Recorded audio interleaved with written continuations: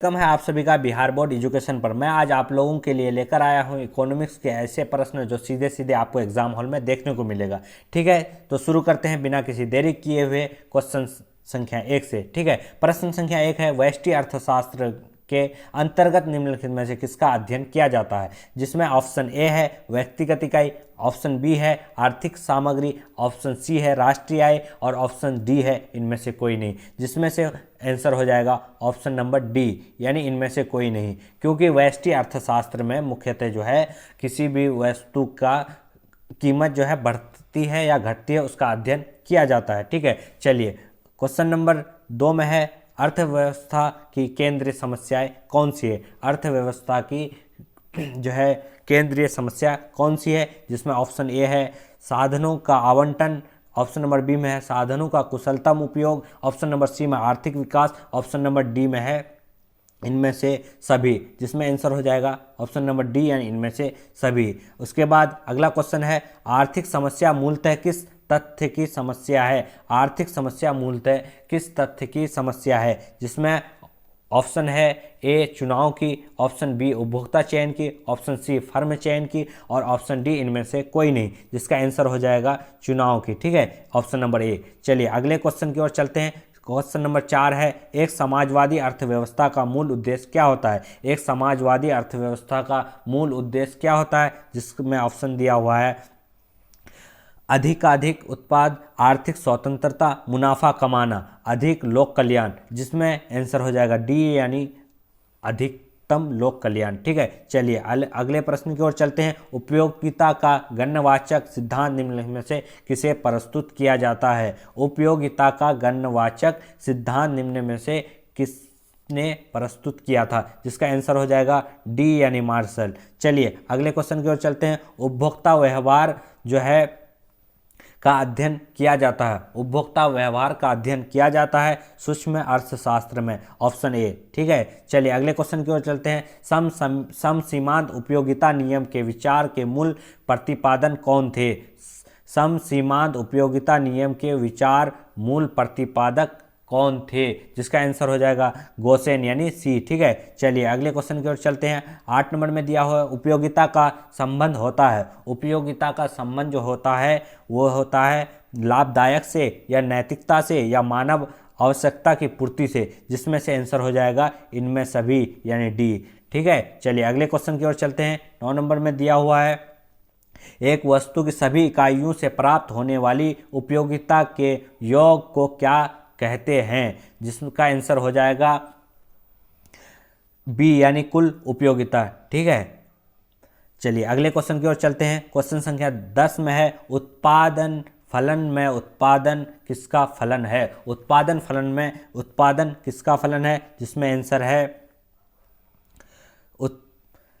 उत्पत्ति के साधनों का। ठीक है, चलिए अगले क्वेश्चन की ओर चलते हैं। 11 नंबर में दिया हुआ, उत्पत्ति ह्रास नियम लागू होने का मुख्य कारण कौन सा है। उत्पत्ति ह्रास नियम लागू होने का मुख्य कारण कौन सा है, जिसका आंसर होगा ऑप्शन दिया हुआ है साधनों के सीमांत या साधनों के अपूर्ण स्थापना होना, जिसका आंसर हो जाएगा सी, यानी दोनों ए और बी दोनों आंसर है। ठीक है, चलिए अगले क्वेश्चन की ओर चलते हैं। अल्पकालीन उत्पाद फलन की व्यवस्था निम्नलिखित में से किस नियम के द्वारा की जाती है, जिसका आंसर हो जाएगा बी यानी परिवर्तनशील अनुपात के नियम द्वारा। ठीक है, चलिए अगले क्वेश्चन की ओर चलते हैं। दीर्घकालीन उत्पाद फलन का संबंध नियम है। दीर्घकालीन उत्पाद फलन का संबंध नियम है, जिसका आंसर हो जाएगा सी यानी पैमाने के प्रतिफल नियम से। ठीक है, चलिए अगले क्वेश्चन की ओर चलते हैं। 14 नंबर में दिया हुआ है, अल्पकालीन उत्पादन की दशा में एक विवेकशील उत्पादन किस अवस्था तक उत्पादन करना पसंद करेगा।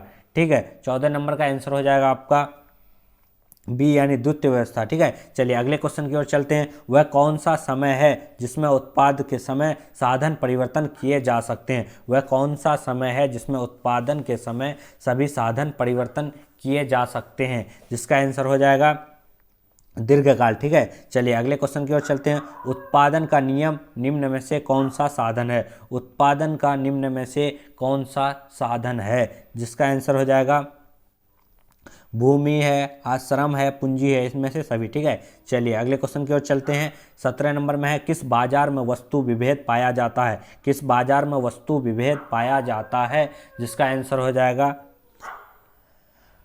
एकाधिकार। ठीक है, चलिए सी नंबर। उसके बाद 18 नंबर है, पूर्ण प्रतियोगिता में निम्नलिखित में से कौन सा कथन सही है? पूर्ण प्रतियोगिता में निम्नलिखित में से कौन सा कथन सही है? इसमें सभी कथन जो है सही है। ठीक है, चलिए डी नंबर। अगले क्वेश्चन की ओर चलते हैं। एकाधिकार की निम्नलिखित में से कौन सी विशेषताएं हैं? एकाधिकार की निम्नलिखित में से कौन सी विशेषताएं हैं? जिसमें आंसर हो जाएगा डी, यानी इनमें से सभी। ठीक है, चलिए अगले क्वेश्चन की ओर चलते हैं। एकाधिकार बाजार में किसे दर्शाता है? एकाधिकार बाजार किसे दर्शाता है? जिसका आंसर हो जाएगा सी, यानी बाजार प्रवृत्ति। उसके बाद 21 नंबर में है, बाजार स्थिति जिसमें वस्तु का केवल एक क्रेता होता है। बाजार स्थिति जिसमें वस्तु का केवल एक क्रेता होता है, जिसमें आंसर हो जाएगा बी, यानी। ठीक है, चलिए अगले क्वेश्चन की ओर चलते हैं। निम्नलिखित में से कौन पूर्ण प्रतियोगिता की विशेषताएं नहीं है? निम्नलिखित में से कौन से पूर्ण प्रतियोगिता की विशेषताएं नहीं है? जिसका आंसर हो जाएगा विज्ञापन तथा विक्रय लागत। ठीक है, चलिए अगले क्वेश्चन की ओर चलते हैं। समष्टि अर्थशास्त्र के अध्ययन का विषय है। समष्टि अर्थशास्त्र के अध्ययन का विषय है, जिसका आंसर हो जाएगा ये, यानी राष्ट्रीय आय। ठीक है, चलिए अगले क्वेश्चन की ओर चलते हैं। 24 नंबर में दिया हुआ है, रोजगार सिद्धांत का संबंध है। रोजगार सिद्धांत का संबंध है, उसमें ऑप्शन दिया हुआ है स्थैतिक अर्थशास्त्र, बी में व्यष्टि अर्थशास्त्र, सी में समष्टि अर्थशास्त्र, या इनमें से कोई नहीं। जिसका आंसर हो जाएगा समष्टि अर्थशास्त्र। ठीक है, चलिए अगले क्वेश्चन की ओर चलते हैं, जिसमें दिया हुआ है पूंजी के स्टॉक की वृद्धि कहलाती है पूंजी ह्रास, पूंजी लाभ, या पूंजी निर्माण, या फिर इनमें से कोई नहीं। जिसमें आंसर हो जाएगा पूंजी निर्माण। ठीक है, चलिए अगले क्वेश्चन की ओर चलते हैं। उसमें दिया हुआ प्रवाह में किसे शामिल किया जाता है?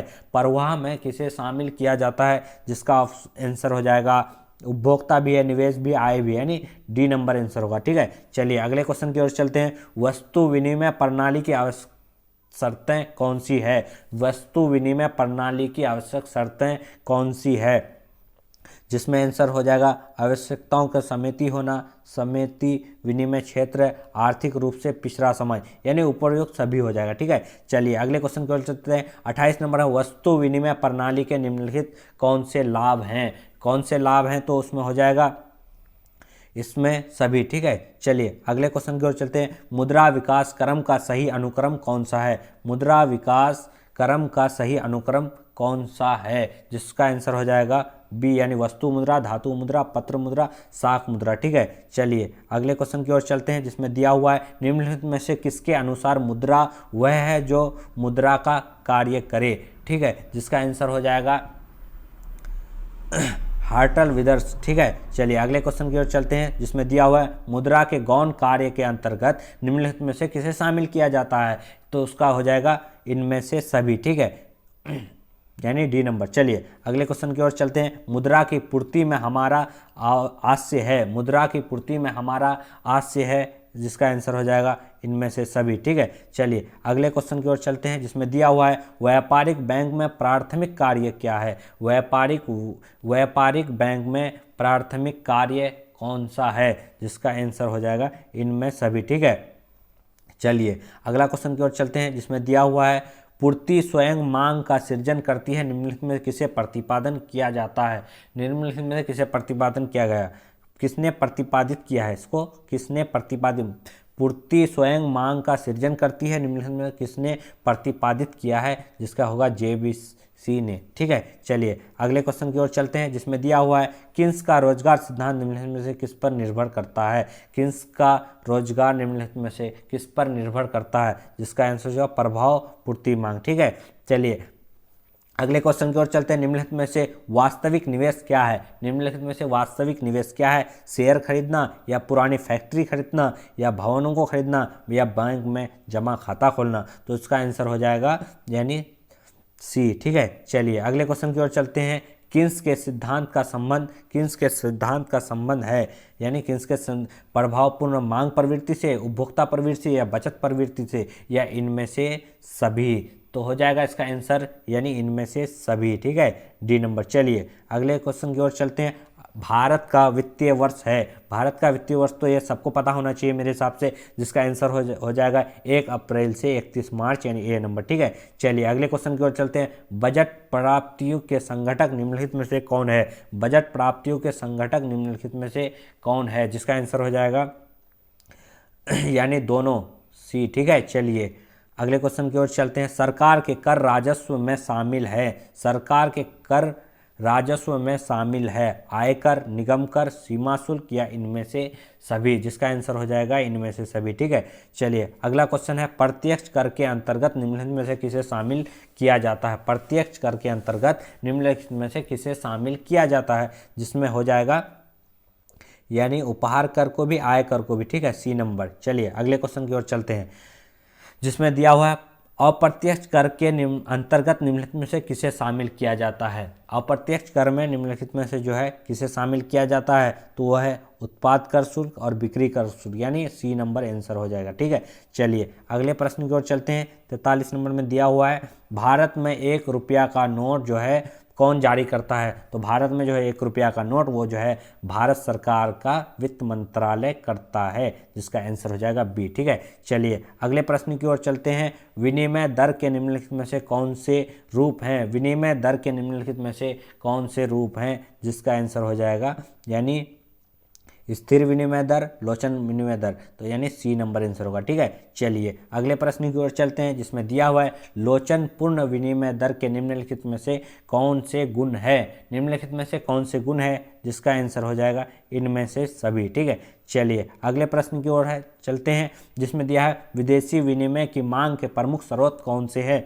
विदेशी विनिमय की मांग के प्रमुख स्रोत कौन सी है? जिसका आंसर हो जाएगा इनमें से सभी। ठीक है, चलिए अगले प्रश्न की ओर चलते हैं। विदेशी विनिमय दर का निर्धारण होता है। विदेशी विनिमय दर का निर्धारण होता है विदेशी करेंसी की मांग द्वारा, या फिर विदेशी करेंसी की पूर्ति द्वारा, या फिर विदेशी विनिमय बाजार की मांग एवं पूर्ति द्वारा, या फिर इनमें से कोई नहीं। ठीक है, जिसका आंसर हो जाएगा विदेशी विनिमय बाजार में मांग एवं पूर्ति के द्वारा। ठीक है, सी नंबर। चलिए अगले प्रश्न की ओर चलते हैं, जिसमें दिया हुआ है भुगतान शेष की रचना जो है निम्नलिखित में से कौन खाते में सम्मिलित होते हैं? भुगतान शेष की संरचना निम्नलिखित में से कौन खाते में सम्मिलित होती है? जिसका आंसर हो जाएगा यानी दोनों तरह के, चालू खाता, पूंजी खाता, दोनों। ठीक है, सी नंबर आंसर। चलिए अगले प्रश्न की ओर चलते हैं। चालू खाते की निम्नलिखित में से कौन सी मदें हैं? चालू खाता के लिए निम्नलिखित में से कौन सी मदें हैं? जिसका हो जाएगा आंसर